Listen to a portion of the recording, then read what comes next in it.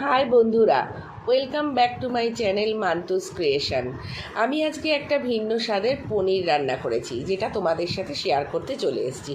কি কি মশলা লাগছে তার জন্য: কাজু বাদাম, কিশমিশ, আলমন্ড, টমেটো, আদা, সাদা তিল, পোস্ত আর চালমগজ। আমি দেখো প্রথমে মশলাগুলোকে কিন্তু তেলের মধ্যে একটু হালকা করে ফ্রাই করে নিচ্ছি, মানে একটু সাঁতলে নিচ্ছি যাকে বলে। সমস্ত মশলাগুলোকে ভালো করে একটুখানি সাঁতলে নেওয়ার পর আমি গ্যাসটাকে মিডিয়াম ফ্লেমে রেখেছি, যাতে মশলাগুলো কিন্তু পুড়ে না যায়। তার আগে তোমরা দেখেছো আমি পনিরগুলোকে কিউব করে কেটে নিয়েছি। পনিরগুলো কিন্তু একটু ঘি আর সাদা তেল দিয়ে হালকা করে ফ্রাই করে নেবে। এবার আমি মশলাগুলোকে নামিয়ে মিক্সির জারে নিয়ে নিয়েছি, আর কড়াইয়ের মধ্যে দিয়ে দিয়েছি রিফাইন তেল ও ঘি। দেখো আমি মশলাগুলোর সঙ্গে 4টে কাঁচা লঙ্কা অ্যাড করেছি, এবং এই মশলাগুলোকে একটু ঠান্ডা হওয়ার পর আমি কিন্তু বেটে নিয়েছি। আর কড়াইয়ের মধ্যে ফোড়ন দিয়ে দিয়েছিলাম তেজপাতা, গরম মশলা, এগুলো তো কমন ফোড়ন। এই মশলাটাকে আমি কড়াইয়ের মধ্যে দিয়ে দিলাম। এবার এর সাথেও আমি একে একে যেগুলো দিয়েছি সেগুলো হলো নুন দিয়েছি, ধনে গুঁড়ো, জিরে গুঁড়ো, এগুলো দিয়েছি। আর আমি এই মশলাগুলোর মধ্যে যেহেতু বাদাম একটু রয়েছে, সেই জন্য যাতে পুড়ে না যায়, তাই মিক্সির বাটি এবং ঢাকনিটার মধ্যে তো অনেকটাই লেগে থাকে, সেটাকে ধুয়ে একটু জলও দিয়ে দিলাম, যাতে আমার মশলাটা কষাতে অসুবিধে না হয় বা পুড়ে না যায়। এবার আমি তেলের মধ্যে আস্তে আস্তে করে মশলাটাকে সুন্দরভাবে নেড়ে নেড়ে তেল ছেড়ে দেওয়া পর্যন্ত কিন্তু সুন্দরভাবে কষিয়ে নেব। হ্যাঁ বন্ধুরা, তোমরা যদি আমার এই রান্নাটা ইউটিউব থেকে দেখো, তাহলে অবশ্যই মান্তুস ক্রিয়েশন চ্যানেলটাকে সাবস্ক্রাইব করো, লাইক করো এবং শেয়ার করো। আর যদি ফেসবুক থেকে দেখো, তাহলে আমার কিন্তু বর্ধন মান্তু পেজটা অবশ্যই ফলো করো। পারলে একটু আমাকে সাহায্য করো ফলো করে, তাহলে আমি খুব আনন্দ পাবো। এর সাথে আমি যেটা দিলাম, নুন দিলাম, হলুদ দিলাম, আমি এরপর দেব ধনে গুঁড়ো, জিরে গুঁড়ো, কাশ্মীরি লঙ্কা। এইটুকুই মশলা আমার এই রান্নাটার জন্য যথেষ্ট। এবার আমি আস্তে আস্তে কিন্তু নাড়তে শুরু করব। আর রান্নাটা কিন্তু সম্পূর্ণ নিরামিষ, তাই জন্য তোমরা কিন্তু যে কোনো দিন বাড়িতে কোনো নিরামিষ পোলাও বা রুটি, রুমালি রুটি, এর সাথে কিন্তু এই পনিরটা রান্না করে খেয়ে দেখো। কেমন লাগছে অবশ্যই জানিও।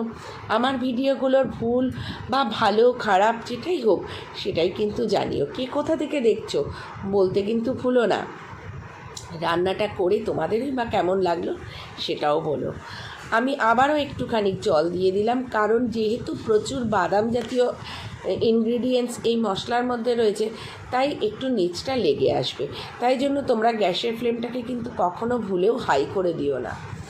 আর এই রান্নাটার মধ্যে খুব সুন্দর একটা ফ্লেভারও বেরোয়। দেখো নাড়তে নাড়তেও গল্প করতে করতে তোমাদেরকে বলাই হলো না, তেল ছেড়ে দিয়েছে কিন্তু মশলাটা থেকে, দেখতেই পাচ্ছ তেলগুলো একটা সাইডে ভেসে ভেসে উঠেছে।